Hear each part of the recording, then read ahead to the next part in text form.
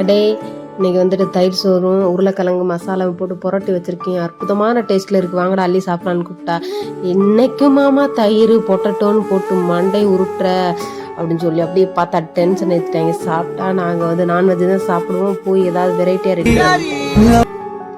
சரி என்ன பண்ணுறதுன்னு சொல்லிட்டு அப்படிக்கா போன ஒரு பாட்டியை அப்படியே கூட்டிகிட்டு வந்து அல்லேக்கா என்ன இருக்குது பாட்டின்னு பார்த்தா மீன் இருந்துச்சு. அப்படியே அந்த பாட்டியை பிடிச்சி பாட்டி மீனை வெட்டி க்ளீன் பண்ணி கொடுன்னு சொல்லிட்டு அந்த பாட்டிகிட்ட மீனை வாங்கி க்ளீன் பண்ணி குழம்பு ரெடி பண்ணி அப்படியே மீனை அப்படியே போட்டு வறுத்து அப்படியே ஒன்று ஒன்றா தட்டில் எடுத்து மாற்றி வச்சு கொண்டு போய் வச்சு வாங்கடா சாப்பிட்லான்னு கொண்டு போய் கொடுத்தா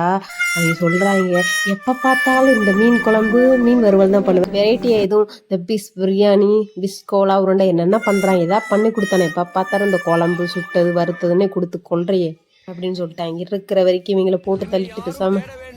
அப்படின்னு எழுதி வச்சுட்டு எங்கேயாவது கண்காணாத